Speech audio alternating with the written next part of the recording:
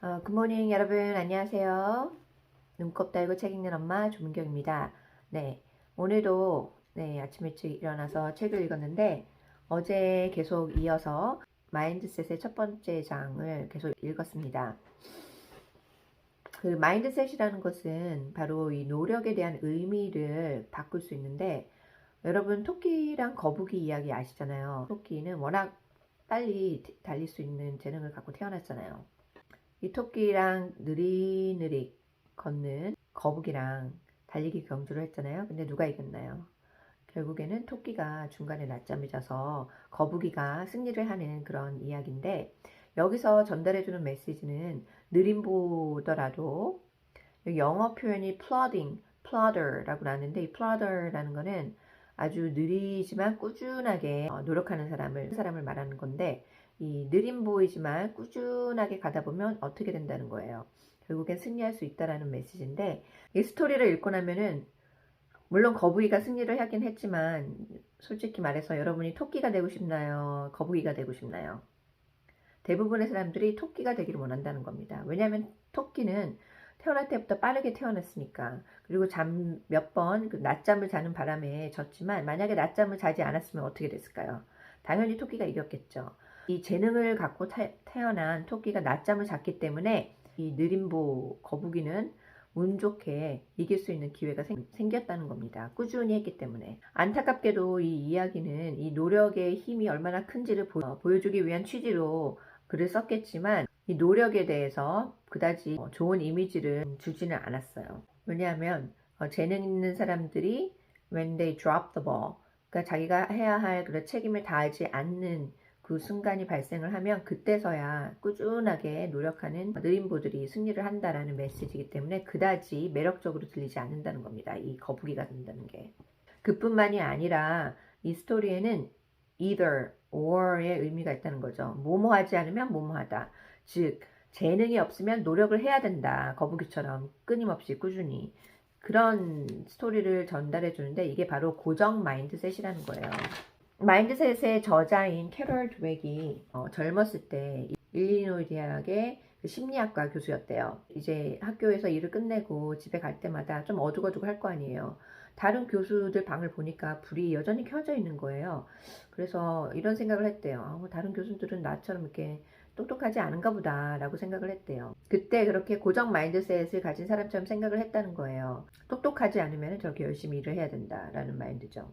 뉴요커의 그 저명한 작가이자 저널리스트인 말콤 글래드웰, 우리가 알고 있는 여러 책을 썼잖아요. 뭐 린치핀도 그렇고 아웃라이어라는 책도 쓰고 유명한 책을 여러 권 썼는데 이 사람이 우리 사회는 기본적으로 노력을 하는 것보다 천부적인 재능을 타고난 것을 더 사랑한다 라고 말을 했습니다. 영웅이 그렇게 각광받는 이유는 슈퍼히로 있잖아요. 그 슈퍼히로가 사회에 의해서 각광받는 이유가 이들은 남들이 가지고 있는 뭔가 고유의 힘, 파워를 갖고 있다는 겁니다. 그렇기 때문에 그만큼 위대해진다는 거죠. 근데 한번 생각해 보세요, 여러분. 미도리가 엄마 뱃속에서부터 바이올린을 키고 나왔는지, 마이클 조던이 농구공을 드리블링하면서 나왔는지, 아니면 피카소가 그림 그리면서 엄마 뱃속에서부터 그림을 그렸던가요? 아니면 김연아가 엄마 뱃속에서부터 트리플 악셀을 했나요? 그게 아니잖아요. 그쵸? 프랑스의 피에르 슈발리에도 이런 말을 했다고 합니다. 우리 국가는 노력을 찬미하는 국가가 아니다. 그러니까 노하우와 또 쿨한 그런 세련된 자태를 갖고 태어나면 노력 없이 쉽게 성공할 수 있다라고까지 말을 했다고 합니다. 미국뿐만이 아니라 프랑스에서도 이런 말이 있다는 거죠.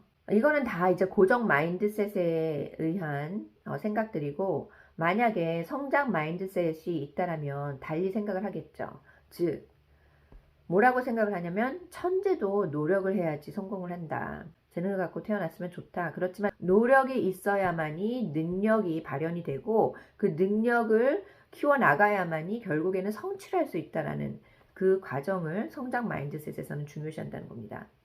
C. 비스킷이라고 굉장히 유명한 책이 있습니다. 미국에서 예전에 굉장히 센세이셔널한 감동을 불러온 순종 경주마에 대한 책인데요. 그때 진짜 다 망가진 이 경주마가 기수와 그 말 주인 그리고 트레이너의 그런 노력으로 인해서 다시 그 승리를 하게 되는 책인데 나중에 영화로도 만들어졌어요. 아주 유명해져서.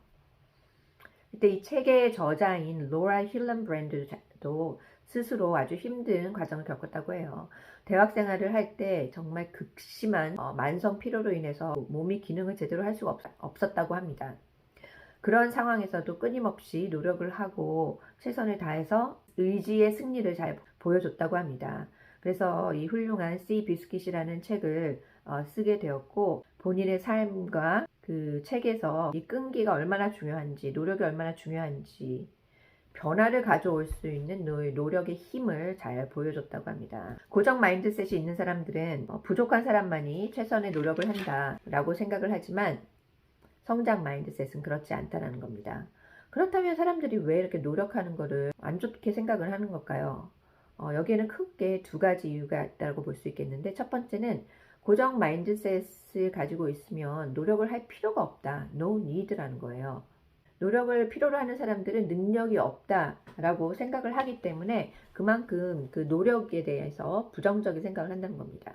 두 번째 이유는 일단 노력을 하기 시작하면 나중에 자기가 실패한다 하더라도 못하게 실패를 했을 경우 제대로 성과가 나오지 않았을 경우 변명거리가 사라진다는 거죠. 일단 노력을 했는데 못 해봐요. 그러면 자신만 탓하게 되는 거잖아요. 다른 사람의 탓을 돌릴 만한 그런 변명거리가 떨어진다는 겁니다. 그래서 어떻게 해야 되는 건가요? 성장 마인드셋은 고정 마인드셋을 계속 유지를 하려고 한다는 거예요. 여러분 다시 한번 스스로한테 질문을 해보세요. 여러분은 여러분의 지능이 고정되어 있다고 생각을 하시나요? 여러분이 노력을 해도 바뀌지 않을 거라고 생각하시나요? 그거는 고정 마인드셋입니다.